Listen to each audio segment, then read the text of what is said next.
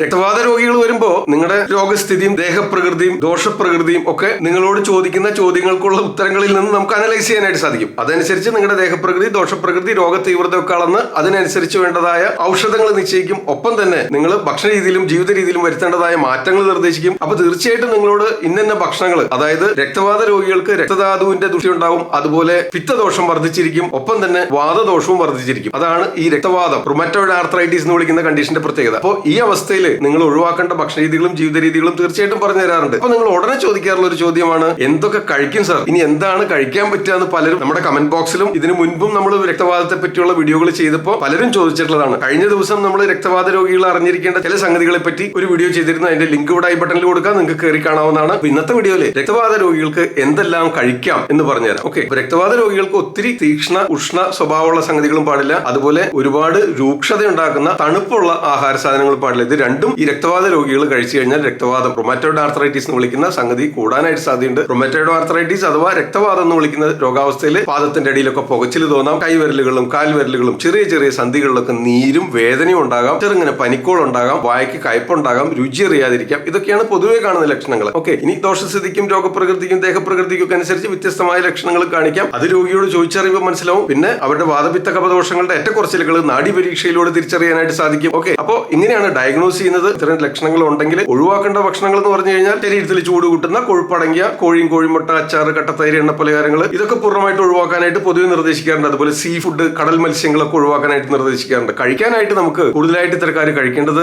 നാരുകൾ അടങ്ങിയ നീളം കൂടിയ പച്ചക്കറികൾ ഞാൻ പറയാറുണ്ട്. വാഴപ്പിണ്ടിയും പടവലങ്ങിയും പച്ചപ്പയറും കൊത്തമരയും വെണ്ടക്കയും ചീരയിലെയും മുരിങ്ങയിലെയും ക്യാബേജും കോളിഫ്ലവറും കുമ്പളങ്ങയും വെള്ളരിക്കയും ഒക്കെ ധാരാളമായിട്ട് കഴിക്കാം. അതുപോലെ ക്യാരറ്റ് കഴിക്കാം, മുതിര കഴിക്കാം, ചെറുപയർ കഴിക്കാം. ചെറുപയറും ക്യാരറ്റും ഒന്നും ഇവർക്ക് പ്രശ്നം ഉണ്ടാവില്ല. അതുപോലെ ഗ്യാസ് ട്രബിളും ബ്ലോട്ടിംഗ് ഉണ്ടാക്കുന്ന മറ്റ് കിഴങ്ങുവർഗ്ഗങ്ങൾ ഒഴിവാക്കേണ്ടതാണ്. അതുപോലെ തന്നെ ഡ്രൈ ഫ്രൂട്ട്സും നട്ട്സും ചോദിക്കാറുണ്ട്. അതിൽ നിങ്ങൾക്ക് വാൾനട്ടോ ബദാമോ പിസ്തയോ കാഷ്യോ ഒക്കെ കഴിക്കുന്നതുകൊണ്ട് വിരോധമില്ല. അതുപോലെ ഉണക്കമുന്തിരി കഴിക്കാം, പക്ഷെ കപ്പലണ്ടി കഴിക്കരുത്. പീനട്ട്, നിലക്കടല ഒഴിവാക്കേണ്ടതാണ്. അതുപോലെ കുളിക്കാനും കുടിക്കാനും ഒക്കെ ഈ ചൂട് പിടിച്ച കാലാവസ്ഥയിൽ ഒത്തിരി ചൂടുള്ള വെള്ളമൊന്നും വേണ്ട, തണുപ്പ് വിട്ട ഭാഗത്തിനുള്ള വെള്ളം ഉപയോഗിക്കണം. ഒരിക്കലും പുഴയിലും സ്വിമ്മിംഗ് പൂളിലൊക്കെ മുങ്ങി കുളിക്കുന്നത് രക്തബാധിത രോഗികൾ ഒഴിവാക്കണം, ചൂടുകാലത്തായാൽ പോലും. കാരണം തണുത്ത വെള്ളവുമായിട്ടുള്ള പെരുമാറ്റം ഈ രോഗാവസ്ഥ, രോഗ തീവ്രത, നീർക്കെട്ടും വേദനയും എല്ലാം കൂടാനായിട്ട് സാധ്യതയുണ്ട്. അതുപോലെ ഇത്തരക്കാർ തലകുളി കുറയ്ക്കണം, ഒഴിവാക്കണം. ഇത്ര ചൂടുള്ള കാലാവസ്ഥയിലും ഒന്നരാടം ദിവസം തലകുളിച്ചാൽ മതി. മറ്റു ദിവസങ്ങളിൽ തോർത്തുമുണ്ട് മുക്കിപ്പിഴിഞ്ഞ് തുടയ്ക്കുന്നത് നന്നായി. അതുപോലെ ശരീരത്തിലുണ്ടാവുന്ന നിർജ്ജലീകരണം തടയുന്നതിന് നിങ്ങൾക്ക് പ്രമേഹമൊന്നും ഇല്ലാത്തവരാണെങ്കിൽ ഇളനീര് കഴിക്കാം. അതുപോലെ ഉപ്പിട്ട് തിളപ്പിച്ച വെള്ളമോ ചെറുള ഇട്ട് തിളപ്പിച്ച വെന്തവെള്ളമോ ജീരകം ഇട്ട് തിളപ്പിച്ച വെള്ളമോ ഒക്കെ കുടിക്കാനായിട്ട് എടുക്കാം. ഇനി അതല്ലെങ്കിൽ കൺസൾട്ടേഷൻ സമയത്ത് നിങ്ങളുടെ ദേഹപ്രകൃതിയും രോഗാവസ്ഥകളും മറ്റു ഔഷധങ്ങൾക്കും കൂടെ ചേർന്ന് പോകുന്ന രീതിയിലുള്ള ഔഷധങ്ങൾ നിശ്ചയിച്ചിട്ടുണ്ടാവും. പാനജലം തയ്യാറാക്കാനായിട്ട് ആ